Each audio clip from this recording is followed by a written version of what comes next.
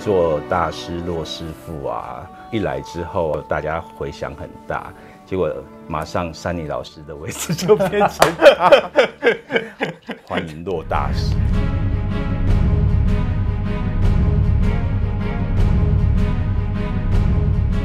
我觉得你讲电影真的很厉害，随随便便都可以分析一个人他到底是什么星座。我觉得其实电影它真的就只是个人的感觉跟投射的影响很大啦，所以我也只能够就是就我个人的感觉去做分析，所以正确答案是什么，其实也是大家开放讨论的空间很大。对，我们刚刚又去看了一部电影嘛，叫做《亲爱的房客》，那我们就用另外一种方式来跟大家呈现剧中人角色的星座大概会是怎么样。整个电影给你什么感觉？爱，然后牺牲奉献无私的爱，这个是我在电影里面感受到很强烈的能量，然后还有家人的关系这件事情，其实也是让我在整部片里面我会一直看到的一个主题。那当然，同志关系，如果说像剧中讲的，如果说我今天是个女生，那我的先生死了，我照顾孩子，你还会问我这个问题吗？那这部电影就不用演了。对，那我觉得就是当然这个是一个很值得去讨论的地方，当然还有用药文化啦等等。但是我觉得要哭了吗？没有啦，但是其实就是里面就是主角他对于这个家，他身为一个房客，或者是在法律上不知道该怎么定义自己的地位的一个状态底下，他所做的一切。林建一，你觉得从电影上看到他的所作所为，你觉得他是一个什么样的星座？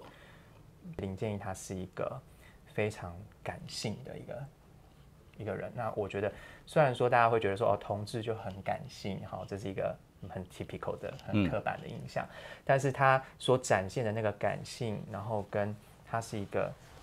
很不会去吝啬的去流下自己眼泪，跟表现他自己内心的同理跟同情的一个人，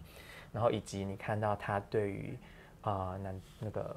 妈妈的付出，妈妈的付出，阿姨或妈妈 ，OK， 对，丈母娘，对丈母 ，OK， 丈母娘的付出，然后对于小朋友的付出，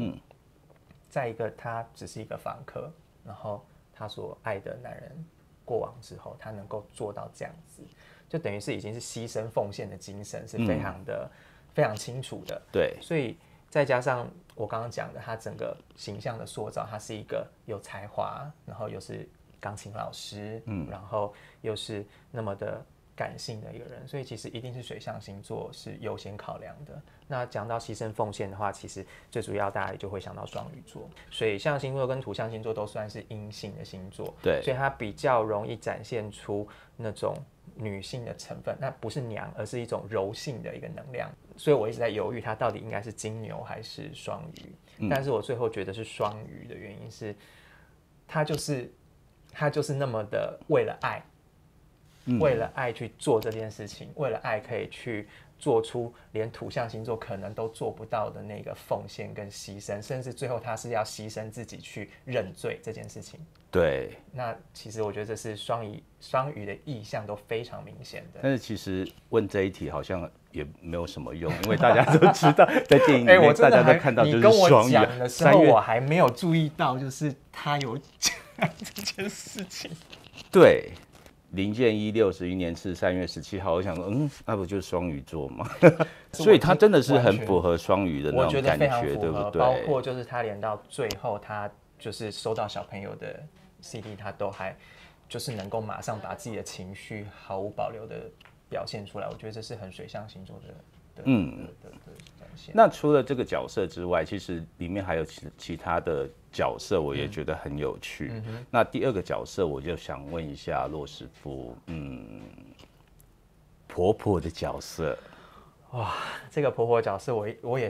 也是想她很久，因为一开始她的那个很强硬的态度，总是会让人家想到好像会跟狮子座啦，或者是摩羯座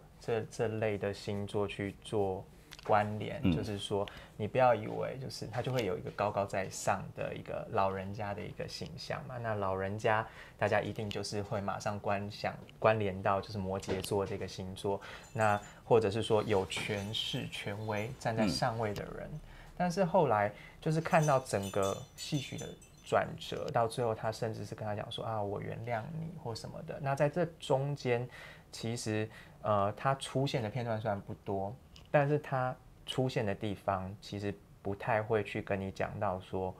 我有这个房产，我就是会是一个怎么样的人。你有这个房产，你就会是一个怎么样的人，或小孩子有了这个房产，他会变成怎么样的一个人。对，那其实会变成怎么样的一个人这件事情，其实是狮子或摩羯都会去关心的事情。狮子要面子嘛，那摩羯的话，他要的是一个社会的外在的一个头衔，是我今天是有房阶级，我今天是有车阶级，所以大家看我会是怎么样，我的价值就是因为这些东西而来。可是后来你会发现说，这个婆婆她有某种程度上面的操纵语，就是说你就是要帮我拿药，你就是要帮我做什么，又会让我跟狮子跟白羊去做纠结，因为其实白羊它就是一个我要做什么就要做什么，我不管你要不要。医生你跟我讲我要住院，我不管，我就是要出院，我就是要走。对，然后我就是要吃3颗的药，你再给我3颗。让我觉得他是白羊座的一个原因是，他其实最后跟林建一讲说，我其实已经没有恨你了。其实这种可以很坦然的去面对自己的情绪，然后可以恨的时候就是恨，不恨了我就告诉你我不恨了。然后或者是说他在做任何事情的时候，完全不管医生怎么想，别人怎么想，或孙子怎么想的，这种比较能够自我的去做自己的，我觉得是白羊座是让他在。白羊座就是牡羊座的意思。哦，牡羊座、白羊座 ，OK， 都可以啦。哦，敢爱、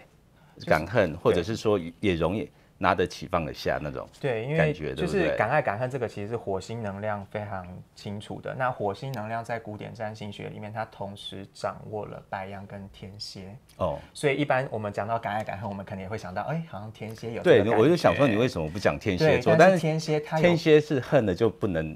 不能原谅你。就是天蝎你会感觉到他会有更多的权谋跟记恨这件事情。就是天蝎的执着是没有办法让他那么容易放得下。或者是说没有办法那么容易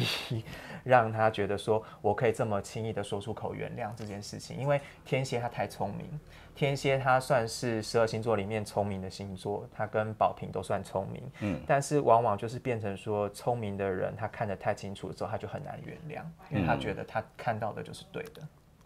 好，了解了哈。好，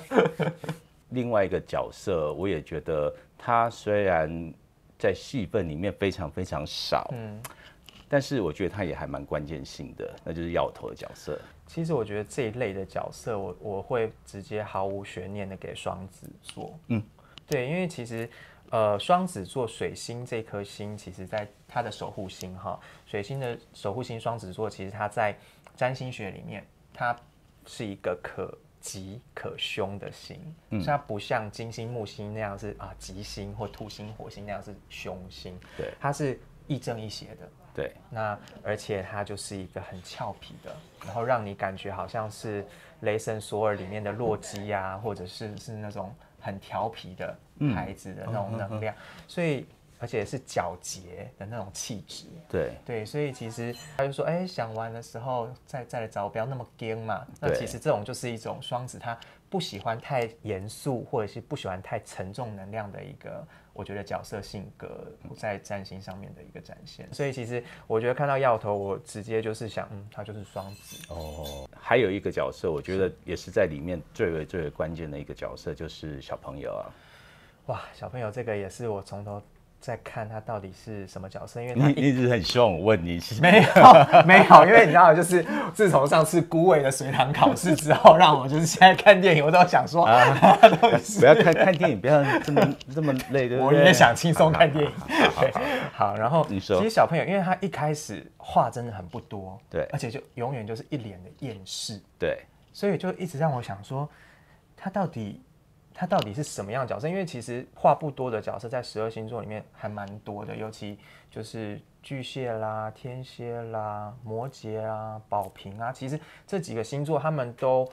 都蛮惜字如金的，但是有一些是直接一语道破型或一针见血。小朋友对于家人、家族的亲情这件事情，那他的亲情呢是撇开血缘这件事情的，所以。他跟立刚，也就是跟弟弟其实到最后他选择的还是建议，他要的是那个家庭里面的我们在一起照顾相处的感觉，所以其实大家会分不清楚巨蟹跟天蝎的差别，但是他们也都是很注重家族的，可是差别在于天蝎它重的是血缘，然后巨蟹它重的是传统跟陪伴，因为毕竟巨蟹它是月亮嘛，月亮它就是一个晚上守护你的人，所以你会看到小朋友他的价值观一直是在一个我就是要陪伴我真的照顾我的那个人，不管是阿嬷或者是建议，而且那个叔叔回来的时候，他跟我有血缘关系，但是我跟他不熟，那我不知道该怎么办。对，这是一个，然后你会看到小朋友他是一个很细腻的心地的小孩，所以你就会看到说，一定要建议说啊，你去跟他说新年快乐才有红包拿，那你就会看到说他是一个内向的，那他的内向是真的就是他害羞，而不是说他要不想，而不是说他要观察什么，然后再伺机而动这样子。你会看到，即便他知道说他讲了好话可以拿红包，但是他在那个当下还是阿嬷在旁边稍微敦促他几句，他才开始去做这件事情。然后以及他之后所有的，包括看到联络簿里面建议写给他的这些内容，然后他才愿意把自己从他的那个房间的壳里面走出来，因为其实2个星座来说都有壳，都是甲壳类，可是巨蟹它会很容易的夺回自己的壳，对，这是另外一个很明显的意象。然后再来就是天蝎，它就是会以攻击的方式，在它受到危险的时候，所以这2个很不一样，所以我也最后觉得巨蟹座可能是小朋友。哇，巨蟹座，因为感觉在电影里面，小朋友好像没有那么强的攻击性哦。对，而且他会有很大的依赖跟需要陪伴的一个部分。其实这都是巨蟹座他们很需要的。建议毫无悬念的双鱼座，对，妈妈，白羊座，然后小朋友巨蟹座，哇，还有要头是双子。哦，那个不重要，那个不重要，那个要问导演，如果导演有看到，就可以下来留言看一下。其实如果说我们真的能够去感受到导演他们所想要表达的，其实我觉得可以对戏剧有更多的共鸣跟感觉。我们说看的《孤味》，我们说看的《亲爱的房客》，里面都有陈淑芳，你觉得哪一个比较厉害？哇！因为其实如果要这样讲的话，当然是因为《亲爱的房客》，因为他是从整个气焰很高，然后到最后病榻，然后到最后死前的转折。那可是孤味的话，我们在故事结构上面，我们就知道她就是一个这样子状态的女性，然后她在处理这一连串的细腻绵长的感情，所以其实你已经大概可以理解她这样的处理是怎么样的回事。可是因为在《亲爱的房客》里面，当然首先是有反转，对他的那个整个形象的部分的落差，他做得非常的清楚，而且他的那个个性是，毕竟一个白羊一个金牛的那个印象哈，所以你就会觉得他硬是比孤味里面的那个个性更有棱有角，然后更我不管你。好，既然那个骆师傅都这样说了啊，那我相信那个我们就看看那个淑芳爱会不会得最佳女配角吧。OK， 谢谢，好，谢谢，下次见，拜。谢谢。